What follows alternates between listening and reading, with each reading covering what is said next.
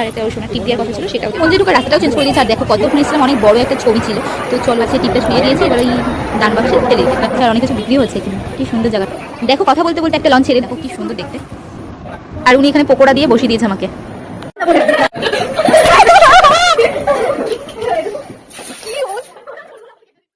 Flashback. Hello guys, ব্লগটা এখান থেকে শুরু করছি, কারণ এত তাড়াহুড়ো ছিল আমি আর ব্লগটা করতে পারিনি। ঠিক ছিল কিনা যাবো কিনা, তো চলো ব্লগটা দেখতে থাকো।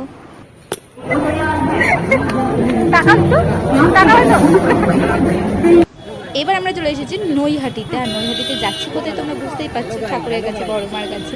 তো বিপাশে একটা মানুষটা ছিল, সেইখানেই যাচ্ছি। আর একটা ওর সোনার টিপ দেওয়ার কথা ছিল, সেটাও দেবো। তো চলো দেখতে থাকো। কলেজে পড়ার সময় একবার এসেছিলাম এখানে, তখন মন্দিরটা অন্যরকম ছিল, এখন দেখছি পুরো চেঞ্জ হয়ে গেছে। তো চলো আগে ভিতরে ঢুকি। এখন দেখছি মন্দিরে ঢোকার রাস্তাটাও চেঞ্জ করে দিয়েছে। আর দেখো কত মানুষ আর ধাগা বাঁধা রয়েছে এখানে। তো চলো এবার ভেতরে ঢুকি। আজকে মঙ্গলবার তো, তাই একটু ভিড় দেখতে পাচ্ছি। এখন তো দেখছি ঠাকুরের মূর্তি বানানো হয়েছে। আমি যখন এসেছিলাম অনেক বড় একটা ছবি ছিল। তো চলো ওইদিকে যাই মার কাছে। আর এই কাগজটার মধ্যে রয়েছে টিপ, দেখি ঠাকুরমশাই কোথায় রাখতে বলে এটাকে। আমরা শুধু ঠাকুরকে টিপটা দেবো বলেই ফুল বেলপাতা কিছু নিয়ে আসিনি, কিন্তু এখান থেকে ঠাকুরমশাই ফুল দিল কটা, দুটো ফল দিল। আর বললো ঠাকুরের কাছে টিপটা ছুঁয়ে দিয়েছে, এবার ওই দান বাক্সে ফেলে দিতে। তো এখন আমরা ফেলে দেবো, চলো।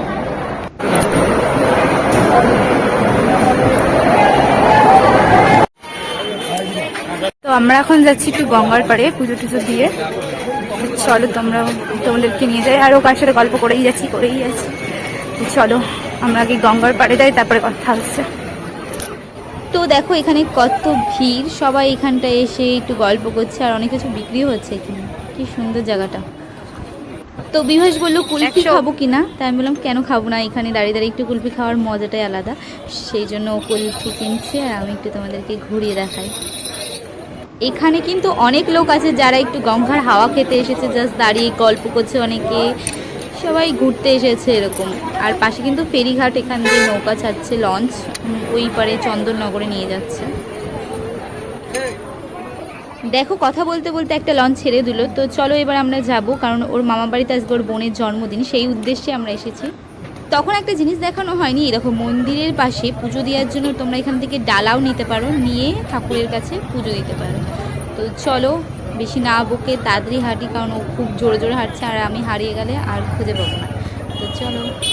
বাবা আর বরের মধ্যে পার্থক্য কি, বাবা হাত ছড়া যায় না, হাত না ছেড়ে কখনো যায় না।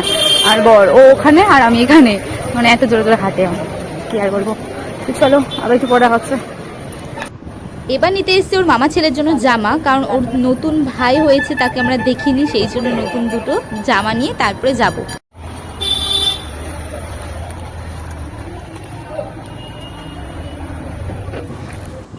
এবার টোটোতে উঠে পড়েছি, এবার একবারে ওর মামা বাড়ির সামনে গিয়ে নামবো।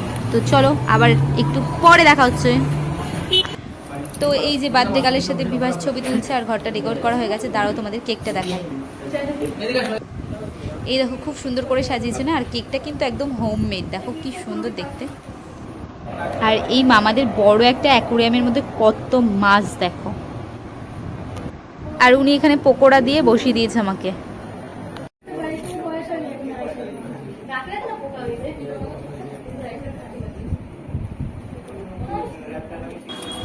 আর এখানে কিন্তু কেকটা কাটা হয়ে গেছে, ওর ম্যাডাম এটাকে পিস পিস করে কেটে সবাইকে দিচ্ছে।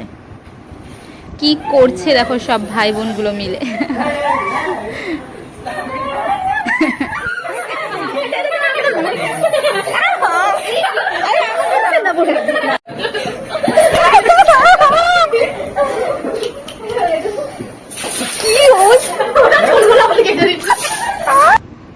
এত খেলা করেছে এরা সব কটা, সেই জন্য কেক খাওয়ার কথা মনে নেই, সেই জন্য এখন কেক খাচ্ছে।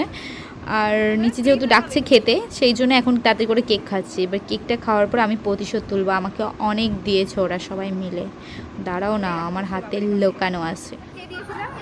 কে দিয়েছিল আমাকে, কে দিয়েছিল? তো এই যে মামার ছোট ছেলে, আর ওই যে ওর পাশে ওর দিদি, কত ছোট চিটি।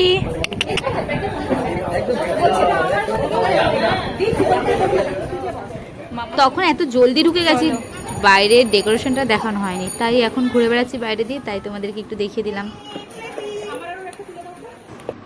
কত সুন্দর সুন্দর কত বড় বড় পদ্ম ফুল ফুটে রয়েছে। আমি বলছি এই পদ্মটা ফোটেনি, তাও ও চলে এসেছে ফোটানোর জন্য। আমি বলছি কে পরিচর্যা করে, বললো মালি আছে, আবার কে।